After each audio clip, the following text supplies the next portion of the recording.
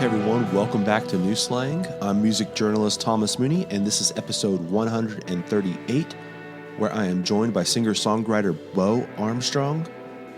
I've been a fan of Bo since I first heard him earlier this year. We were talking about that actually after this recording, how I ended up finding him. I believe the first song that I heard from him was Here's Looking at You Kid. I'd come across it on Spotify. You know, whenever you're making a playlist, and then it'll have like some song suggestions down at the very bottom. I think it was one of those songs, and right from the get-go, like I was just like, oh my God, who is this guy? He had already had a few other songs out like Wildfire and Built to Last, and I think a few others. And so, you know, I obviously go and listen to all those. And then, of course, like shortly thereafter, me and Bo started talking, and he sent me over the record, and I was just kind of blown away by a lot of the songwriting on it. Which, yeah, all of these songs I'm talking about, they're on this album of his coming out called Chasing Ballads. It's officially out Tuesday, November 24th. Like I said, he's been releasing songs from it over this past year. Chasing Ballads very much feels at home in that version of Heartland rock that consists of like Will Hoge and Sean McConnell, Ryan Beaver. As we talk about during this interview, an important album for this album was Jamie Lynn Wilson's Jumping Over Rocks. I just love that record from Jamie, and I'm not surprised by that, but I do find it amazing that it's already informing other songwriters and albums. I think we often think about how older records inform new records, but sometimes it can be something that's just really, really fresh from just a year or two ago. Specifically, we talk about the song Death and Life from Jamie and how that tightly woven style of songwriting that's both super specific and universal, how that really inspired a lot of the storytelling on Chasing Ballads. Again, this album, it's one of my criminally underrated records of 2020. I think all of y'all will be a fan of it if you give it a listen. Today's presenting sponsor is Desert Door Texas Sotol. If you know anything about me, it's probably that I'm from the heart of West Texas and absolutely love everything about West Texas. And that's really why I love Desert Door so much. You may be asking yourself what exactly Sotol is. Well, it's a premium spirit that's similar to a tequila or a mezcal, but for my money, it's a little bit more refined and smooth. There's a sweetness and faint hints of vanilla and citrus, and it's also as versatile as your garden variety vodka. At its core, Desert Door is authentically West Texas. They go out and harvest Sotol plants from the wild and bring them back to their distillery over in Driftwood, Texas. So next time you're at your local liquor store, get a bottle of Desert Door. For more info, check this episode's show notes. Rolling in from the hills of eastern Tennessee is Hot Damn Coffee, a down-home company that roasts single-origin, high-quality coffees from around the world. I am proud to be working with the fine, hard-working folks over at Hot Damn Coffee. Their year-round roasts come from certified farms in Nicaragua, Ethiopia, and Tanzania. Hot Damn Coffee sent me over some samples the other day, and they've just been making each morning that much better. As a writer, there's nothing quite like taking a coffee break and having that anticipation of that first sip of a robust, fragrant, and strong but smooth cup of coffee. Somehow that first sip kind of just shakes all the frustration out of you. You come back energized and more focused on the task at hand. Check out the Hot Damn website at hotdamn.coffee. Note that that's at .coffee and not .com. There, you can find more info on the variety of different coffees they offer, who they are, and learn how to brew the best damn coffee.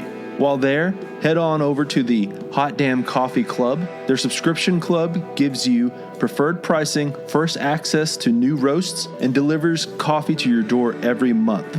Now this is important. New Slang listeners can get 20% off their first month subscription by entering SLANG in all caps in the coupon code box during checkout. I'll of course throw all the info and links into the show notes, but again, that's hotdamn.coffee and SLANG in all caps for 20% off your order. Start your Hot Damn subscription today. Anyway, let's just get on to the interview. Here is Bo Armstrong. Record coming out here in just about a couple of weeks now. Yeah, 2 weeks. 2 weeks from tomorrow, I believe. Yeah, well, I mean, like it's one of those things where, you know, you've been sharing singles off of it, or songs, not necessarily singles, but songs off of it for a while now, and How has that been for you, I guess, as far as getting feedback, where you've been consistently kind of putting out another song from the record every few weeks? Yeah, it's been kind of an interesting process because as a listener, I kind of hate when that happens. I kind of hate when, like, someone puts out like a song and then a month later another song, and then 10 months later the album is released and there's no new songs. So, like, as a listener, I get it. Sometimes that's kind of anticlimactic, but as someone who's trying to kind of get a foot in the door and establish a bit of an audience and a base, it just seemed like there was no other way to go than to kind of slowly leak them out one at a time over the course of a few months. So it's really been kind of like an experiment to see, what songs, gain a little traction, which ones don't. And then, I'm just kind of learning as I go with trying to time the releases and everything. But yeah, I decided at one point that I was just going to do the whole album as singles or tracks from the record. But then at the last minute, I decided to withhold the last 3. So on release day, there will be 3 new ones to share. So I'm excited about that. Yeah, it's always just a, like that double-edged sword of totally. How do I get people to be excited about this, but then also, you don't necessarily know what kind of songs I'm writing or like who I am, and as you're trying to be and part of the it's a little ironic too. It's like I'm trying to like build an audience through this, but at the same time I'm constantly wondering, like, am I annoying these people? Like, should I just give it to them now? Like, I don't know. But there's so much information now with, like, things that you can track through Spotify and stuff like that, that I'm just trying to do it in as, like, educated as a way as possible. So as to not just burn through this stuff. But hopefully it'll pan out all right. Yeah. It's so weird. Like the analytical age of all this. Sometimes it's totally bizarre. What I've seen where that's helped a lot of artists out is the ones who have been like paying attention to where their plays are.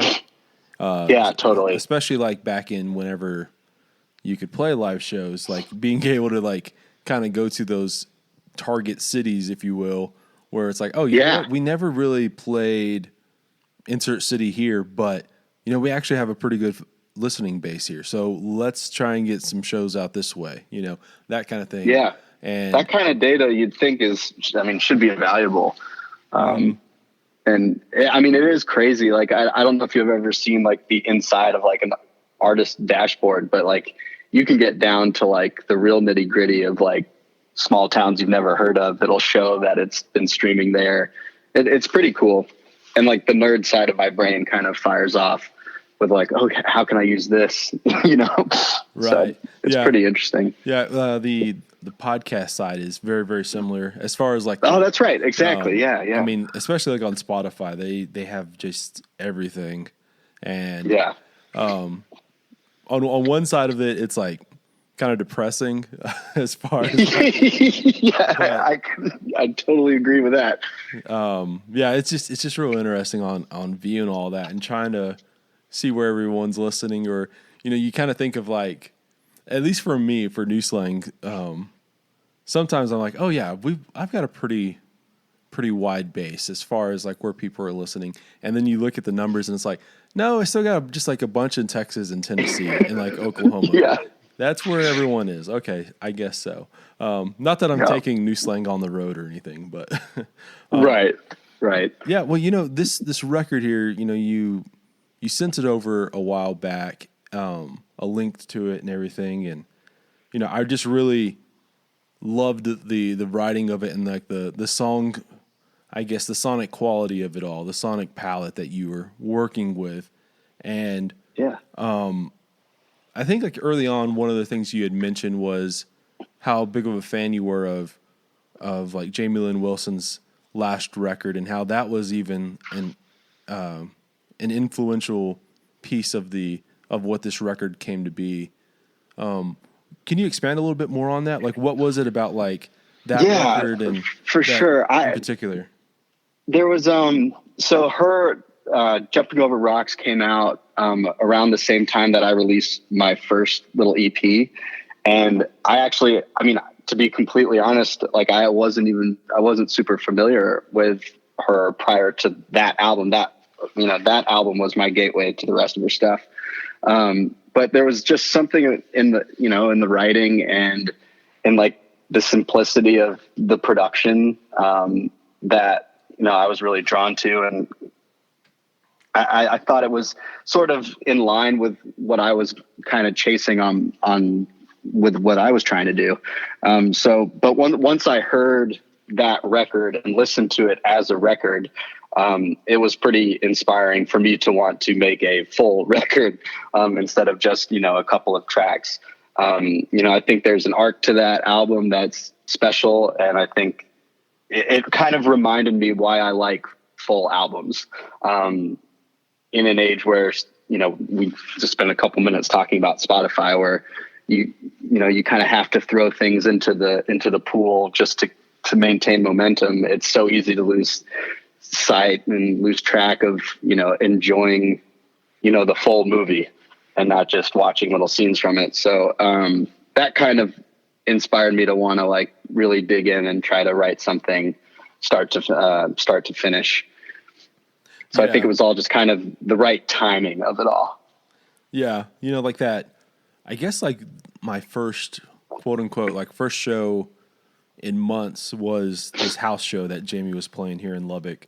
And oh, cool. Yeah. Like after, I guess like it was probably about a month ago now, maybe a little bit more, but basically, from March to then, I hadn't really even been out of the house like most people. And I went to this little house show that she was playing here, about 25 people or so, and man, it was one of those things where just great for listening to just music in general for the first time in forever, but also like for me, like one of her best songs that I've ever heard is that song "Death and Life," and just that was the one. Having that song within the mix of what she was playing that night, that first night back out, was like just like a ton of bricks just kind of hitting you, because that song right there specifically is such a powerful song of like these different little vignettes that just come together. And I don't know, I feel like that song is it's one of like I think in like 20 years people are going to like be talking about that song still, or they're going to rediscover it, or whatever the case is.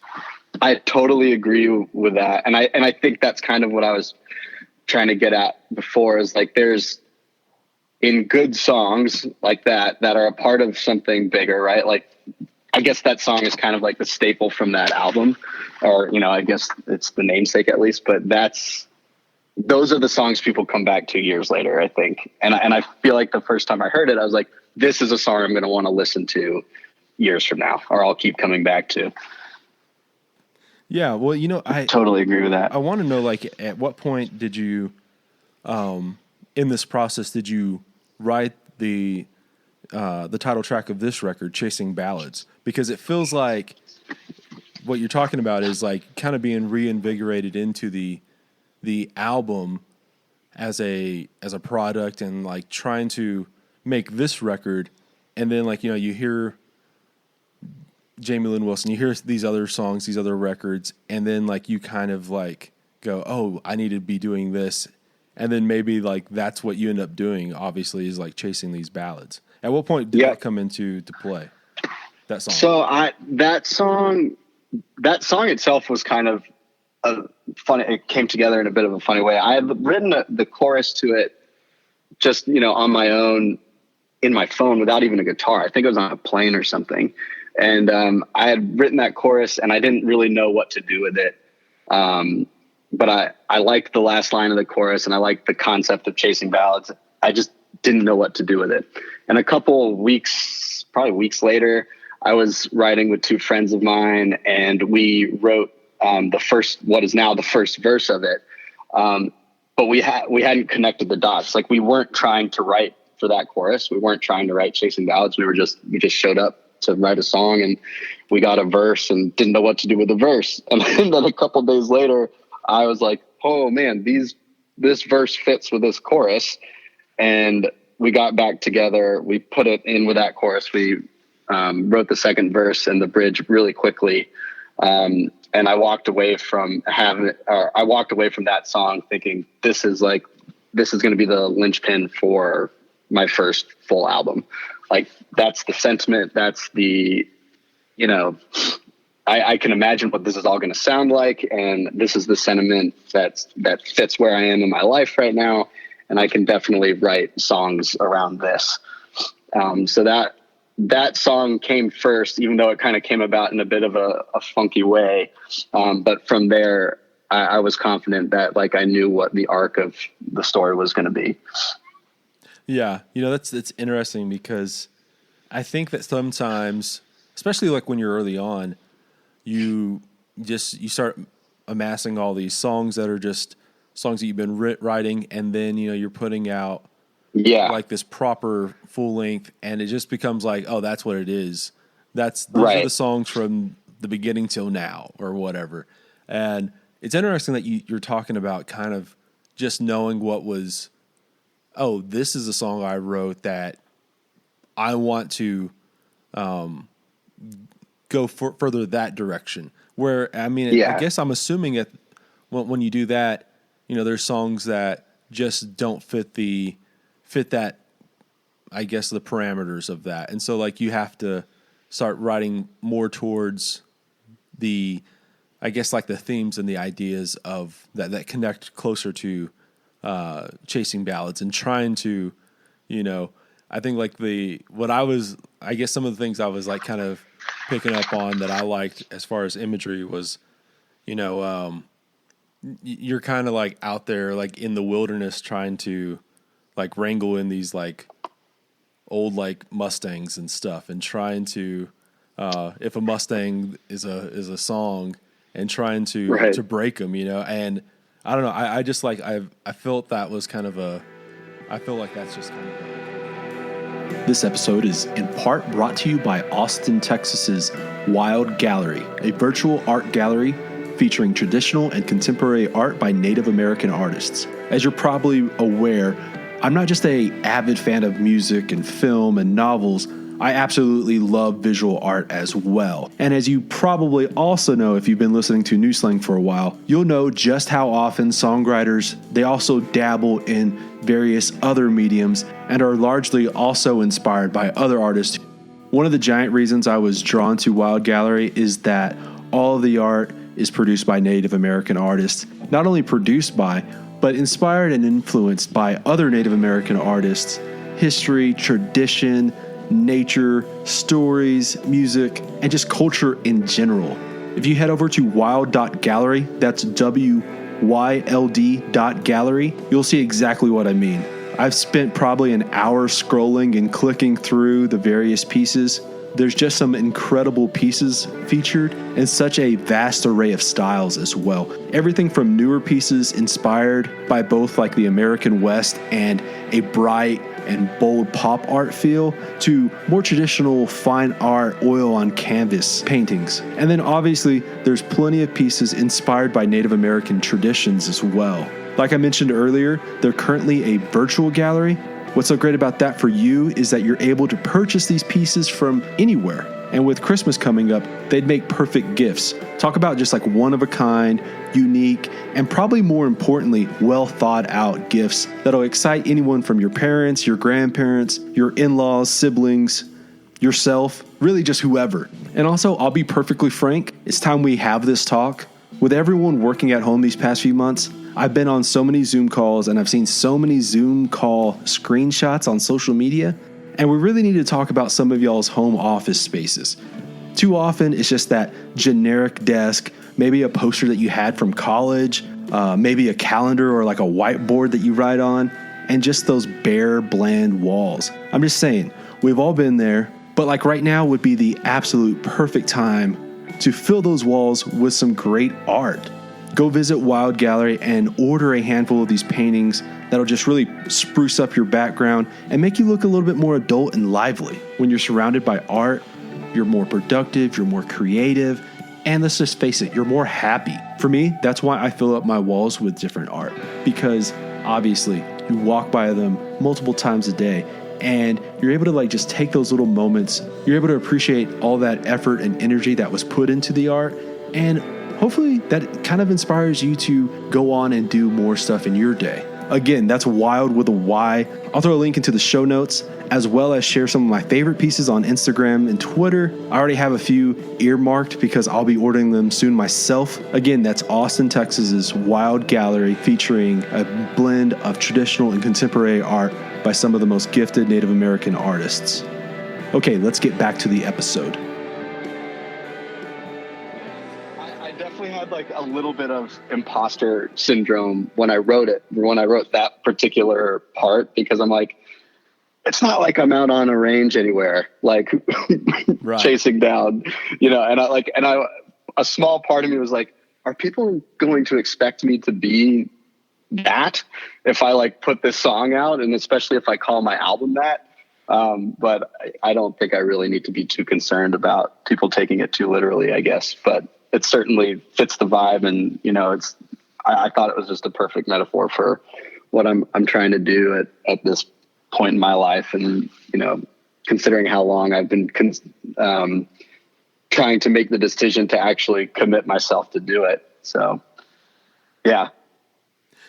Well, I just think like it's because obviously talking with a lot of different artists, I don't think they necessarily always have like that firm vision, I guess, is what I'm saying, so early on for a project. And I have found it to be way more inspiring. I don't know some of this, like, I guess, I mean, the last 6 to 8 months is kind of it's hard to judge anything on it, but like, I haven't been able to write much of anything in the last 6 or 8 months. Home life's a lot different. Time I have to invest in all this is not, is at a minimum. But I also wonder if it's just been, having been in Nashville for a few years, and like the Nashville grind of trying to write songs all the time and comparing yourself to everybody around you when you go out to writers' rounds and everything. Like, I feel like the first year and a half, 2 years that I was in Nashville, I was all into that, and that was my motivator. And then everything just kind of slowed down, and I wasn't finishing songs. Like I'd show up at writes, and we wouldn't really walk away feeling super excited about what we had. And maybe this was just me, but I don't want to say I was totally uninspired. I just didn't understand what I was trying to write for. And I think I kind of lost track of what was, exciting me about being a songwriter in the first place. And once the whole chasing ballads concept kind of came to me, and I was like, oh, I can write this for this reason. And, all of a sudden I had this new purpose for doing it. The songs came with a bit more ease, and, I was certainly more excited about them. And, there's more of a sense of pride in it. And the same is true. Like, I don't want to knock the Nashville songwriting process at all, because there are other times where I'd go into a write with someone who's, trying to finish a record, or, they're writing to record, and you get so invested in whatever idea they have. And, that's a beautiful thing too, because you start putting bits and pieces of yourself into that song, and, you're really helping them pull out, parts from within themselves to finish the song. So it's a really interesting process. But for me, I think I really needed this record as kind of a reset to get excited about writing songs and like to actually see something come of them. I think that's another thing too in Nashville that happens a lot with writers like myself who are, not totally there yet in like the big writes and the big rooms and the big conversations. You could write 100 songs in 3 months and no one will ever hear any of them. And that kind of takes the wind out of your sails a little bit. So to write 10 songs and to know I'm going to go invest in myself and record these songs, and then you're going to have an album to show for it at the end of it. You know, it's a lot easier to, you know, really, you know, put your nose to the grindstone and try to make it work when you know that there's going to be an outcome that is something you can share with other people and something you can be proud of, and, you know, something you want to share with other people. So having that product look forward to, I think, was kind of paramount to the process for me. Yeah, you know, that's actually what I was going to ask about, was the, you know, obviously in Nashville, one of the big things is just the consistency, trying to write at a certain clip on a weekly basis or on a monthly, right. Trying to get X amount of songs in for a given time. And that makes you sharper as a songwriter, usually, as far as like big time. For yeah. what I would say probably is on all the like the practice of it all, the practice of writing. And I that's obviously a massive part of what songwriting is, the craft of it all. But I can see like how it can like deplete you as far as like what the storytelling. You know what I mean? Yes. Because I feel like some people, we use those words to mean the same thing, and they're not necessarily always the same thing. Like songwriting and storytelling can be different. And yeah, like I guess like what you're talking about with being in the, you know, like not being in the top rooms and not right at this precise moment, you know, not being like, oh, you know, like these top 40, we're writing for Eric Church today, so let's you know let's give it our best. Yeah, so like I can definitely see how like that would be, you know, like trying to, I guess, stay motivated for trying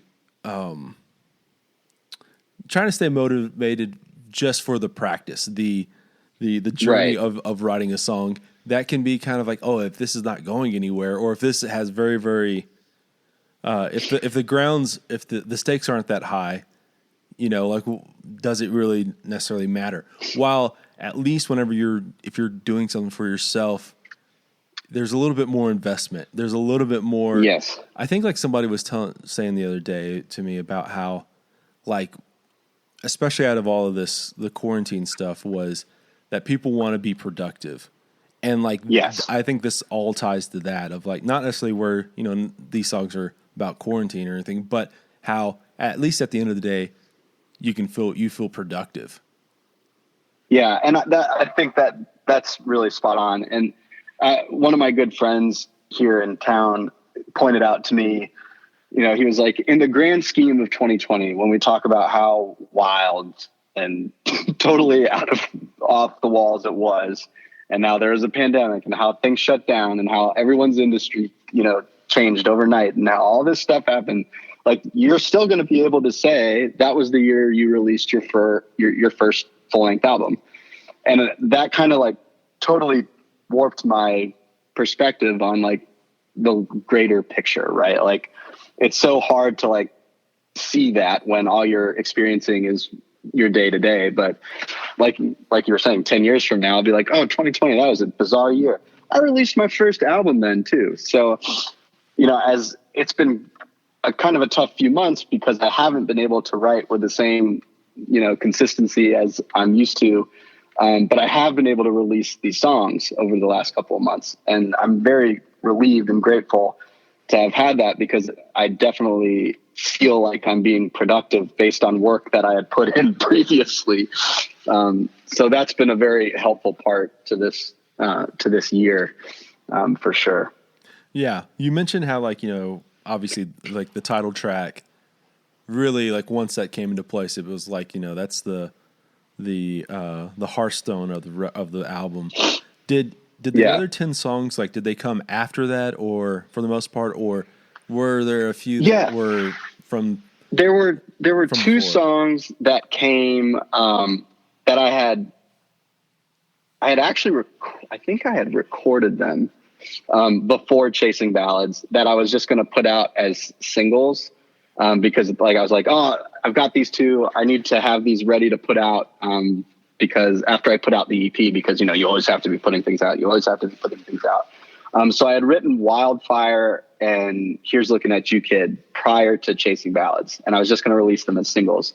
But then I finished Chasing Ballads and went back and looked at both of those songs. And I was like, these two fit the mold, like they totally fit, the narrative of what we're chasing here. And then from those three songs were kind of the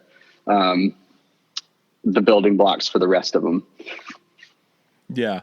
And from there it was a pretty organic process. Like a handful of them I co-wrote with my friend who produced it, Brian Phillips, who I met through doing my first project with. My first EP I did with him cold. We didn't know each other, but that process was awesome. And from that, we became friends and we started writing together. And then we kind of joked that every time we write together, we end up kind of in this same world of like domestic dad vulnerability. and I was like, that's kind of like the right place for me right now. And that's kind of the right theme for what this record is going to be. So, there's several tracks on the record that are right in that wheelhouse. So yeah, they all seem to come together in a pretty organic way. Yeah. Like this, what this record reminded me a lot of was, kind of like that same version of what Heartland rock is to guys like Will Hogue and like, especially like Ryan Beaver's last record, RX, and some of those same kind of, I guess, sonic textures and same kind of, as you say, like the what would you just say, like the dad perspective? Well, I wish I could remember exactly the way he put it, but he was like domestic dad vulnerability. I think it was something like that, but. Well, that's what we'll use. Yeah. Domestic dad. Vulnerable domestic dad. Yeah, I like that. Because, I mean, I can see it all over the record as far as, like, just that. Yeah, I'm not hiding from it. Yeah. I think it's there. Yeah, well, I think, like, that vulnerability, what I always like to go back to is, like, that sense of like restlessness found in like Springsteen, especially like the river. I think you can see that in a few of these songs too. Especially like, kind of like where you go from like Wildfire to, like Here's Looking at You Kid. Like a lot of those songs right there, you're talking about like, especially like in Wildfire, like where are those plans that we had? Like we were full of like life, and then like life gets in the way. You know what I mean? Totally. But you're not mad about it, right? Like I think that's part of it, is like accepting it as like, this is the phase of life that you're in and you chose it, and like, aren't you happy with it? But at the same time, trying to remember like the things that like, not to be weighed down by any of it, even though, at times it's impossible to feel anything other than all that weight. But yeah. Well, I mean, that all comes with perspective and like experience, right? Because I Totally. think like a lot of what you're talking about is when you're like 15 to 18, you can't wait to get out of your hometown. And then like in that same time, but all the way up till into college, you kind of think, the world is my oyster, or whatever. Like that's right. Like, I'm going to go and change the world. And it's like, we're not all going to be senators and, inventors of right. the iPad or what, you know what I mean? Like, yeah, exactly. And I think there's like, I think that's the difference in, we can use Nashville as an example, but like, that's the difference in moving to Nashville when you're 17 or 21 and moving to Nashville when you're almost 31, right? Like it's, you approach it in a very different way. Like I moved here after, I've been writing songs and doing that kind of stuff for forever, but I wasn't really like all in on it. I had another career, over the span of about 10 years that I left to pursue this. And when I got to Nashville, I was like, man, I'm 30, but I feel like the oldest guy here half the time. And I was like so inspired by like seeing younger people doing it. But it took me a minute just to accept that that's not me, right? Like that's not, I'm coming at this with a whole different host of experiences. And I need to use that to the best of my ability. And I don't need to like try to deny that or ignore that. Yeah. That's like what's really interesting too. I think in a lot of different, I guess, aspects of life, I was just talking with someone about this specific thing right here, is like the difference between like being 27 and 23, like you see the world's difference between if you're hanging out with people around 27, if you're 27 around that age, and when you hang around someone 23, because it's like, man, they are so young and so naive, and so was I that dumb and naive and everything at that age? Okay, but and the answer is yes. Yes, absolutely. But I think in like the artistry world, when it comes to songwriters, it's what I guess what I'm going to is that a lot of times like that age difference, it can mean a lot, but like it also doesn't mean anything. Exactly. Because I think it's almost like it turns into like a level playing field as far as, a lot of great songs are written by a 25 and a 45-year-old or whatever the case. You know what I mean? Like there's or they're written by a 25-year-old and a 45-year-old together, right? Yeah. Like that's a crazy thing that happens. Yeah, that's right? That's what I was meaning. Like, I think that's one of the wonderful things about the process. You get both perspectives in there. Yeah, that's like where I really saw a lot of that was here in Lubbock at the Blue Light during songwriter nights, when you would see just like all these different walks of life come and play. And as far as like the songwriting scene here, a lot of, like, it was just like a lot of guys who were older in their 40s or late 30s being kind of like at the same, not the same level, but like obviously like they're more established than some of like these kids coming to Lubbock and trying to become, the next star or something. But like, I guess like where there's mutual respect, you know what I mean? And and that's where like if you look at like any of like the 806 stuff, like the age gap between like the youngest person and the oldest person is probably about 20 years, but like it's not like you and now granted, like I'm thinking about it now, I'm like, yeah, actually, like talking with like a couple of these guys, like you're going like, man, like for example, there's this kid here named Grant Gilbert, and it would be like, Grant, like you don't know what insert 90s pop culture reference is, and then, but like when it comes to songwriting, like him and just throw out another guy who's older coming together and writing a song and like being able to do something with it. That's, I guess, long story short, like it is a little bit of an even playing field. It is like when it comes to artists, I think just like sometimes the age thing doesn't necessarily matter as much. Yep, I totally agree with that. Particularly for singer-songwriters who know what they want, right? And know what they want to say.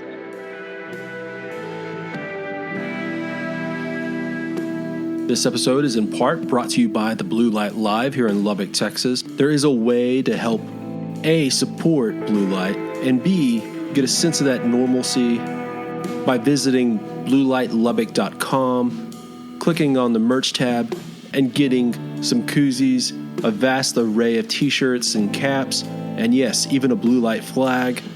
While it is such a bummer that live music is still on hold right now, I'm telling you, by getting some Blue Light Live merch, you're going to feel better. It just feels better wearing a t-shirt and ball cap and helping support your favorite bar. Again, that's bluelightlubbock.com. Click on the merch tab, get some merch. All right, back to the episode.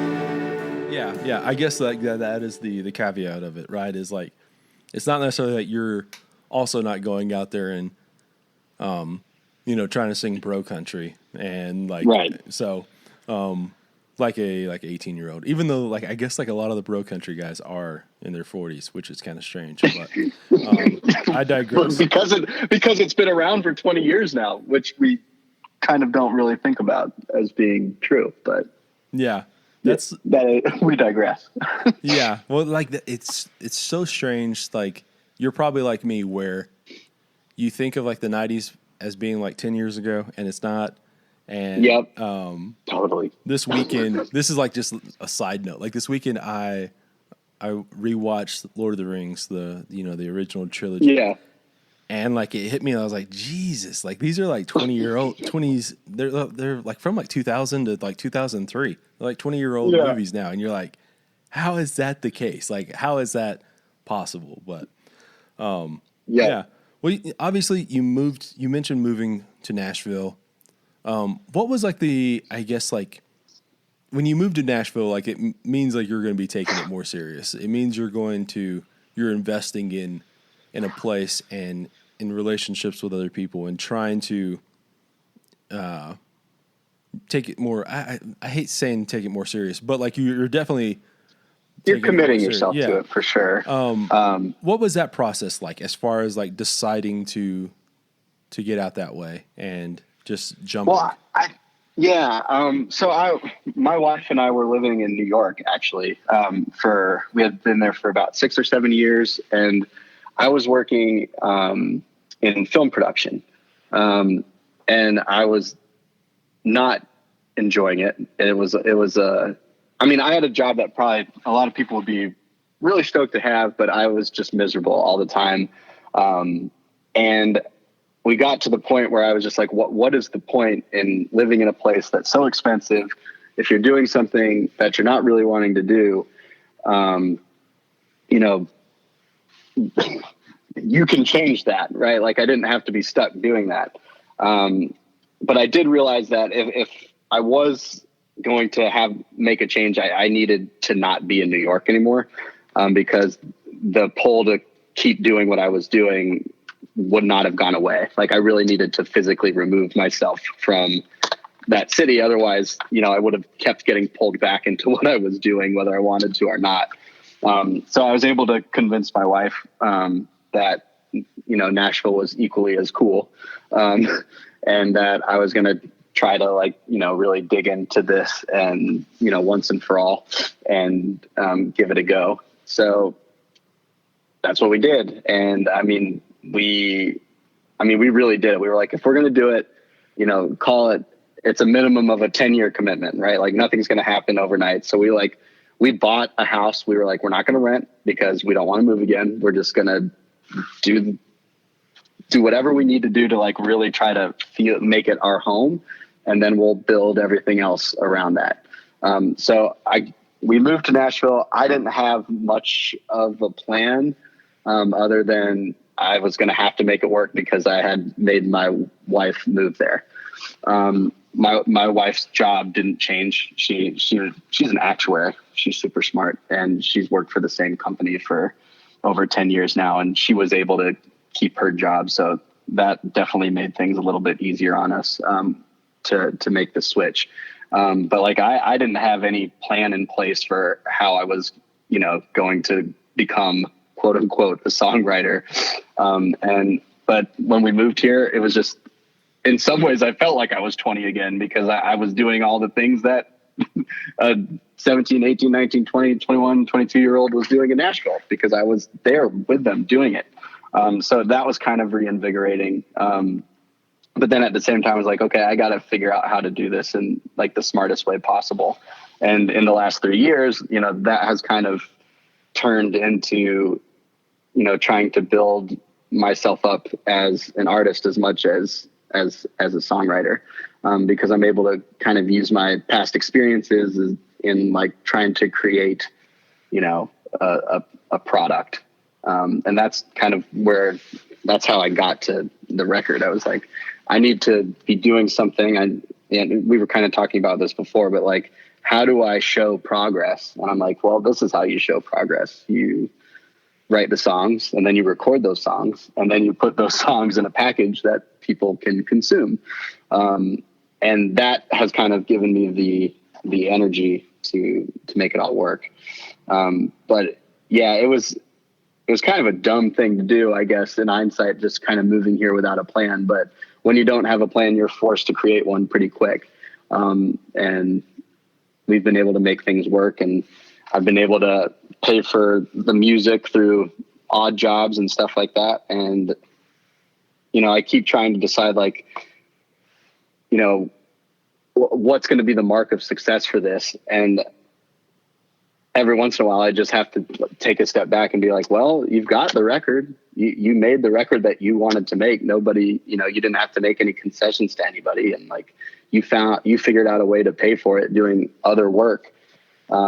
So, you know, obviously the hope is that this stuff, you know, starts to become self-sustainable, and you don't have to take all the other odd jobs and everything. But, at the same time, if I repeated this cycle 5 more times in the next 5, 6, 7 years, I shouldn't be anything other than happy, because I'm doing the things that I, you know, moved here to do. So sometimes that's hard to see when you're in the thick of it. And like, if a song doesn't do as well as you think it should, or if, who knows what will happen when the album releases. But, you know, at the end of the day, I've, you know, figured out a way to make this work doing multiple things. And I really feel like I should just kind of keep on that path and be happy with it, rather than trying to constantly look for what's bigger and better. I mean, I don't want that to come across as me not having high hopes or anything, because that's certainly not the case. And I feel like I'm a kind of a competitive person, and I have high hopes and high standards and stuff like that. But I just try to remind myself at the end of the day, you know, you're making the music, and you've figured out a way to make it all work. So that's what you need to sustain to, you know, be happy, I think. Yeah. Yeah. It's one of those things where I think I'm sure like this applies to a lot of fields, but especially in music, and especially in anything that is, or you're blending in art and just like mass consumption. You have to like at some point realize that, there's a lot of middle ground, you know, right. Like it's not necessarily like there's only X amount of spots for George Straits of the world. Right. Or like, right. and totally. I guess there's a lot of different levels of success, and there's like a lot of ways to where you realize that you're not maybe selling out arenas, but like you're still successful. You know what I mean? Right. And I think like it's very, very easy to get down and frustrated by all that. And obviously that's why a lot of like people, you know, they start out as wanting to be a songwriter, and then they give it up within a few months or a few years, right, or whatever. And I think like more than anything else, it's important to understand like that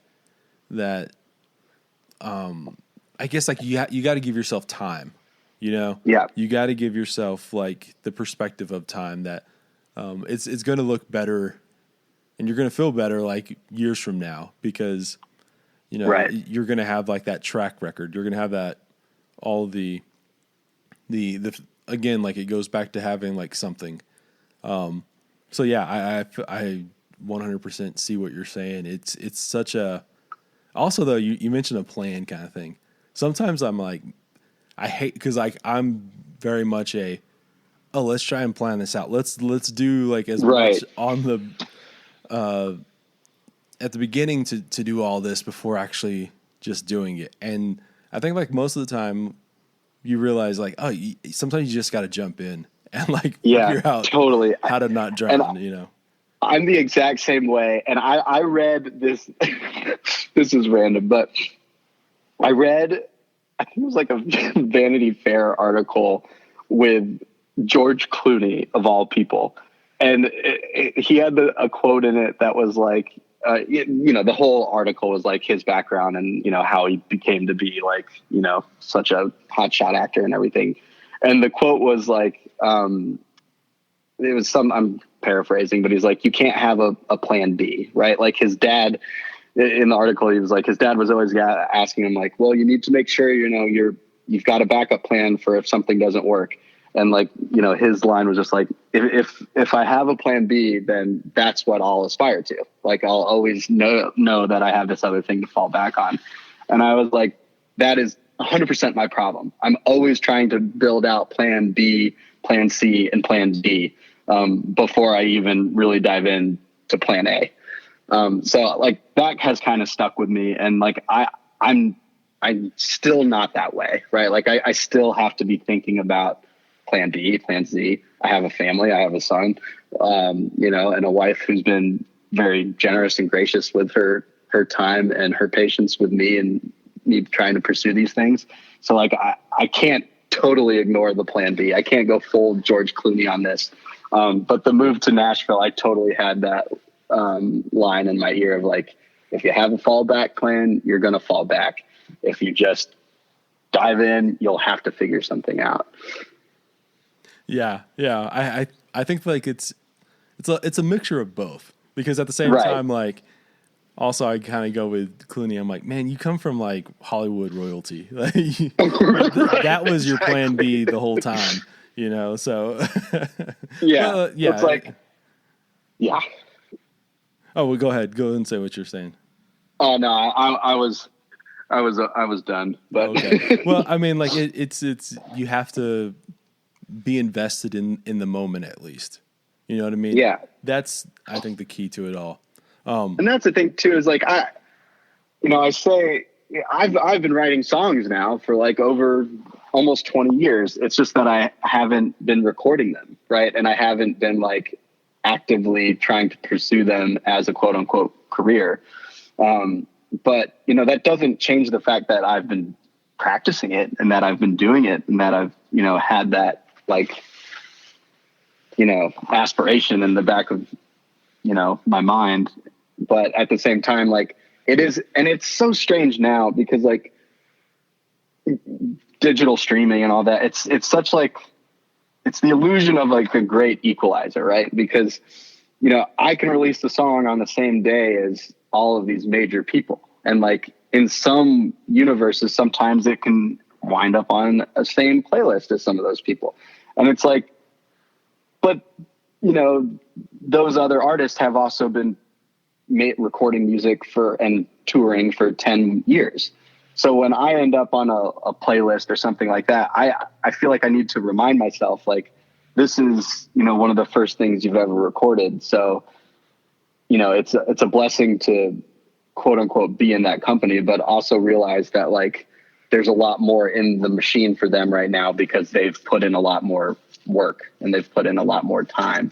And that comes back to sort of that idea of like wanting everything so immediately and wanting it right away. And I think these days, part of the reason that happens is because there is this illusion that like, well, I can put out a song and it'll be on Spotify. Like, but there's so much more that goes into it than just being able to have it up on a platform. Right. And I think, and that's where you see, building an audience is something that takes time and, touring and playing for people and meeting people and all that. And that's not lost on me. And that's something that, I was hoping this record would help put me in a position to start that next level, I wanted to talk to you all one more time about Hot Damn Coffee out of Eastern Tennessee. The morning comes at you hard, and there's only one thing that can charge you up for the day. That's coffee. Sure, you could fill up with whatever you can find on the bottom shelf at your local giant box store, but do you know what works better? Hot Damn Coffee. Why? Because they're single origin and high quality. They're a down-home company passionate about great cups of coffee. And of course, they love great music too, which is why we've partnered up here on New Slang. Go visit hotdamn.coffee and order yourself some robust, smooth, and high-quality coffee grounds and beans. Join their subscription club. As a New Slang listener, put slang in all caps in the coupon code box at checkout for 20% off your order. You'll be saving some cash, getting some of the finest coffee around, and helping support New Slang, the music podcast that you know and love. Again, that's hotdamn.coffee. All right, let's get back to the interview. It's interesting the internet aspect of all this because, right. What, like 30 years ago, I guess to get an album out, it was a lot more like, I guess, I hate to say work, but it was a lot more work as far as getting everything lined up to get a CD made, right? Right. Right. And now like it is so many fewer points of entry, right? Right. Exactly. And now, like, yeah, you can make a record in your bedroom and put it out, and it can be on Spotify or iTunes Music or wherever. And where I always kind of go to is like, I ended up canceling Netflix, but like what I would always, and this is one of the main reasons, was because I would open Netflix up thinking like, oh yeah, let me just watch something. Right. And then like just kind of being like overwhelmed by how much shit was on there, Yeah. And right. Like, and none of it you wanted to watch. Yeah. Like, or like wanting, or you knew there was something in there somewhere, but you couldn't find it. Yeah. Even though all the algorithms in the world are trying to tell you what you want. Yeah. But you're like, no. Yeah. One of my big problems, and I understand why they have it, but like your list. And what I do is like, oh, okay, well, yeah, at some point I want to watch this, and like you just start adding stuff to it. And then like at some point you go to that list and it's just like too much stuff. And you're like, at one point I wanted to watch all this. And instead of just watching it at that point, like I added it to a list. And right. I feel like you added it to a list 2 years ago and you still haven't watched it. Yeah. And I think there's something, it's the same thing that you can apply to music where, at the end of the day, like everyone only has 24 hours a day. And it's very, very difficult to, especially with someone, and this is what's so strange about it, is like, I have the luxury of time that a lot of people don't have because they have, demanding for 40-hour weeks and soccer practice and taking the kids to school and all kinds of shit like that, where I do have the luxury of listening to music all day if I want to. And yet still, like, there's still not enough time. Right. Yeah. And when you have like 1,000 choices of what you want to listen to at any given moment, that still goes to like being overwhelmed by it all. So I don't know. I feel like it's awesome having access to everything, but it's also, I don't know if it's really any different at the end of the day. 30 years ago, 40, 50 years ago. So I don't know. Yeah. And I think it comes similarly,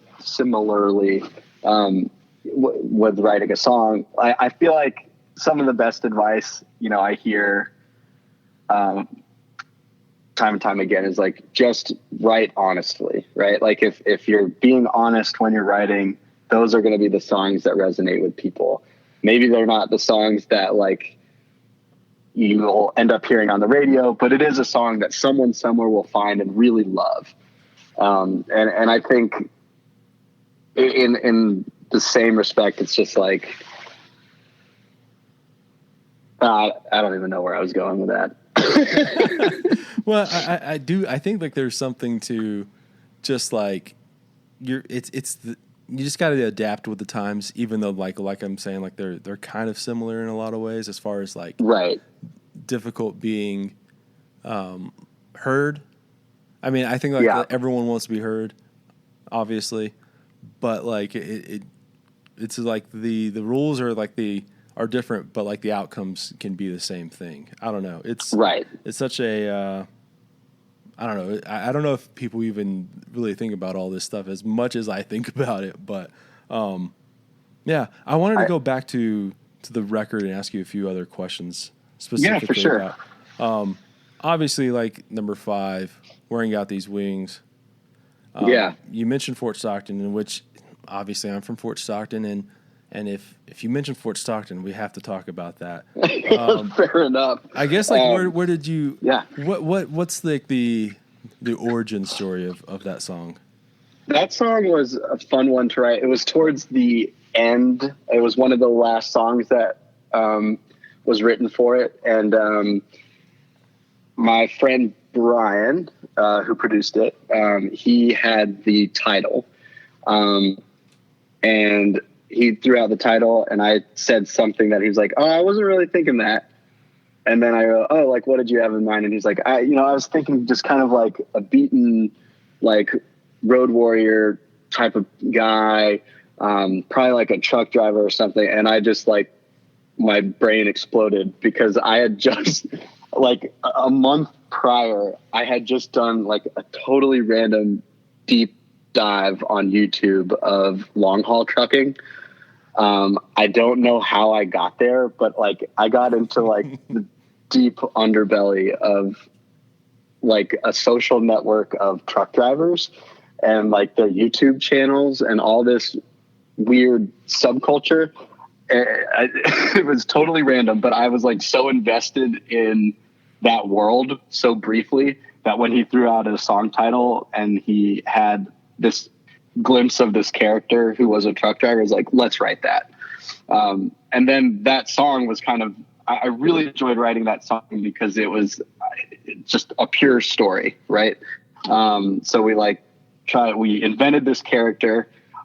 We even like started we actually wrote this over Zoom. So we were like sending each other pictures of like random people that we like found online of like, I think this is the type of guy we're talking about. So we almost had like a mood board going of like what the song was going to like look and feel like. And then, we had the first couple lines, and then I actually pulled up Google Maps, and I was like, let's actually like think about logistically, how could this journey work? So we actually, took him, I got the map out and we like looked at the stops and the highways along the way. And we're like, yeah, this all adds up. If somebody were to fact check this song, they'd say it's accurate. So in that respect, it was kind of a fun, like logistical puzzle, while at the same time, just like a totally, free creative process to like just completely invent a story around, this guy. So it was a really fun one to write. And I know it was like a little bit random and a bit, that's like the nerd side of my brain going off too. But it was a fun one to write for sure. Yeah, I know. I love we really we even got to the point where like, I like calculate, and this is just stupid, but like I actually did it. I was like calculating how much or like how big a diesel tank would be on that truck. And would he actually run out of gas around that, around where he runs out of gas? I was like, yeah, that's probably in the ballpark of where he'd have to fill up. And like, totally stupid, totally unnecessary, but like it was satisfying for me to like have that full experience and to fact check it a little bit. And it just made writing it a bit more fun. Yeah, no, I think that's, like for lack of a better term, like the research on songs is essential to making it feel real. Yeah, I know that like John Bauman would always make sure, and I guess he still does, but like make sure that like these can be like factually based things where, looking at maps and looking at like trying to get like if this character is doing this, what's like the chances he would do this? You know what I mean? Right. And I think you have some responsibility. Like if you're writing something fictional, it needs to be rooted in something, right? Like we can't just start making things up entirely if like they don't make like logistical sense. So I think there's like a responsibility you have, like in the same way, like when if someone's writing a screenplay or something like that, like you have to do the research. And in some ways that kind of, oftentimes that research actually, carries you into a new world, for the character, right? Like you learn more about what makes this person even more real. To me, that's just a really fun part of the process. And like looking at a song like that one in particular, which is like a purely fictional story, right? Like that one was fun because like I was like imagining writing the short film version and then turning that into the song. But then still at the same time, like trying to put like a little bit of me in it, like and Brian the same way, like trying to put a little bit of like our personality in it, or something that we've experienced, even though we've never been or never driven, like a truck before, or an 18-wheeler or anything like that. Like, I think like great movies, right? It's like you take these fringe characters that you have nothing in common with, but then all of a sudden you have everything in common with them. And that's kind of what I was going for, or what we were going for there, was like, you have this guy, and he's so far from who I am, yet there's a lot of, there's bits and pieces of me in there too. And I think that's just a really fun part of the process. Yeah, no, I mean, it's one of those things where, yeah, you're molding a character, and by doing that, you may be trying to make someone different from a different walk of life, but like those fingerprints are still like on that mold, like exactly. As you're trying to, make him lifelike. And I think that, like, sometimes, like, I think that maybe people don't necessarily do all of that stuff when it comes to the researching aspect. I guess what I would say, like, I'm assuming like there's a lot of stuff written down that never went into the song because, like, for sure. We have like there's probably a dartboard of all the pictures that were like, no, he's not the right guy. He's not the right guy. He's not the right guy. Yeah. Well, I mean, that's totally what I find so interesting too about that is like the investment on that is, you mentioned screenplays, or like if you're trying to write like a short story or like a novel or whatever, there's always a lot extra added. And you think like, I guess like what I'm saying is it's very, very easy. It's very easy to understand like, oh, there's a lot of stuff I have to write if I'm writing, 20,000 words for something. Right. But then like, what's on the cutting room floor at the end of it? Yeah. Yeah. I think like people understand like I guess that time investment, but then like dwindling that down to like a 5-minute song, I think people would go like, oh, well, why did that need all of that? But I think like that's looking at it wrong. It's very much necessary, even if you're just trying to make a 5-minute song. Right. Yeah, because all of that leads to every word that's left, right? Like you can't have any of those words, or you can't have that verse unless you drug the guy through the mud previously when you were imagining what his world was or what his previous life was or something like that. Yeah. Well, also, now like for listeners, this will be a couple episodes back. When I talked with Cam, she talked about mood boards as well. And I think like that, I haven't heard that episode yet. Yeah. We talk about these like mood boards because on this record of hers, she would like make a mood board for each song.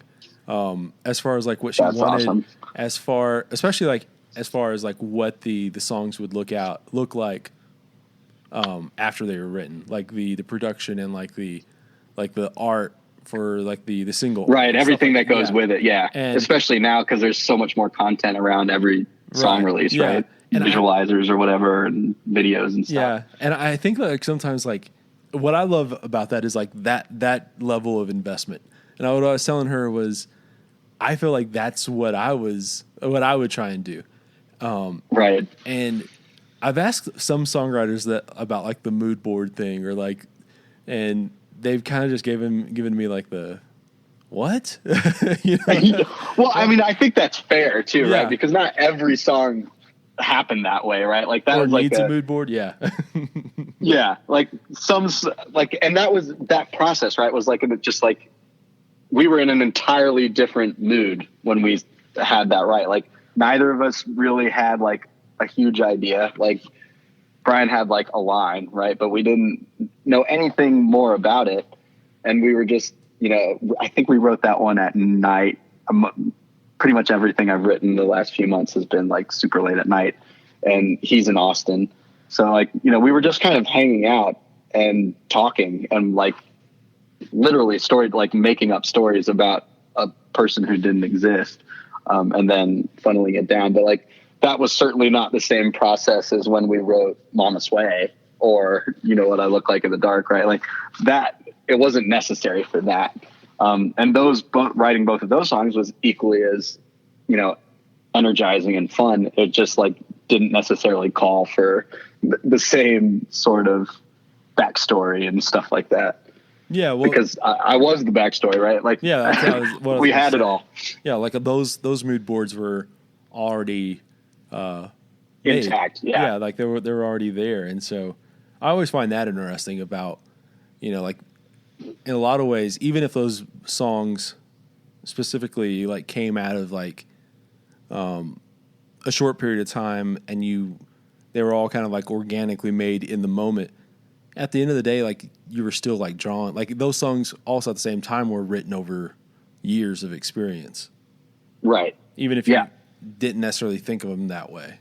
So I don't know. Yeah. It's songwriting's, there's no right way, there's no wrong way. And I think, and it's just as true that like, I feel like you hear people all the time say like, oh, I wrote this one in 10, 15 minutes. Like, that absolutely happens. And like, I love when that happens. And I think sometimes they are the best songs that happen that way. And then other songs do not happen that way at all. Like, Here's Looking at You, Kid, I think took like 7 hours to write. And we were obsessing over like every internal rhyme. And I mean, it was still an enjoyable process for us, but like, it felt like work, like, it's just every song is different. Like it's so hard to tell. Yeah. Yeah. That's one of those things where I hate to say it's frustrating, but it is frustrating in a way whenever you're talking with songwriters about this. 'Cause like you ask them, and I always try and pretext, like in general, like I know that they're all different and they all come different, but like in general, like how do you, because at some point you do form a style. You do form like you get habits, and what I always hate is they all come different and blah blah blah, and it's like, yes, but like I get that, but like we can't have a podcast or a conversation about how everything's different. Like, right? But, give me something.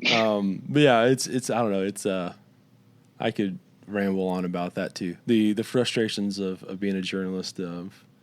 I don't know. It's a lot of weight on your shoulders. I don't know. It's one of those weird things where, I guess like trying to break down barriers with songwriters, especially ones that you've never met, but like you've. I guess like what I always try and tell people or try and get across to people is like, we may have not met until like 5 minutes ago.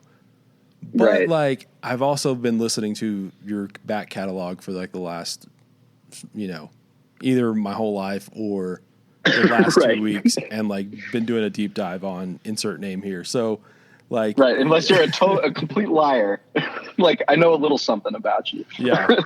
But that's such a weird situation because it's like one of those things where I know so much about you already, but you don't know anything about me for the most part, So it's such a thing. It's a little lopsided, isn't it? Yeah, but obviously it can go the other. I know why like a lot of artists can be like that because like a lot of times you can be interviewed by people who didn't put in like the investment, I guess, or like put in the work, and it's because they're 18-year-old kids working in a newspaper for the first time and. You're playing their hometown, and you got to get a story out about like why you should go see them at, right, giant box room on Friday night, that kind of thing. But I digress again. Yeah, but yeah, man. I mean, I've been really enjoying talking with you. I really enjoy this record. I think, like I said, like when you sent it over, I just felt like, oh, where has this been? It felt like very comfortable, and awesome. I think a lot of these songs are great, and I think a lot of these songs resonate with people, and they're where they should be. So hopefully you'll get a few more listeners via I hope so. Conversation. I hope so. That's the hope. I hope when the album comes out. Okay, that is it for this one. Be sure to check out Chasing Ballads by Bo Armstrong, out November 24th. Go over and stop by our partners over at Desert Door, Wild Gallery, Hot Damn Coffee, and the Blue Light Live. And yeah, I'll see y'all later this week for another episode of New Slang.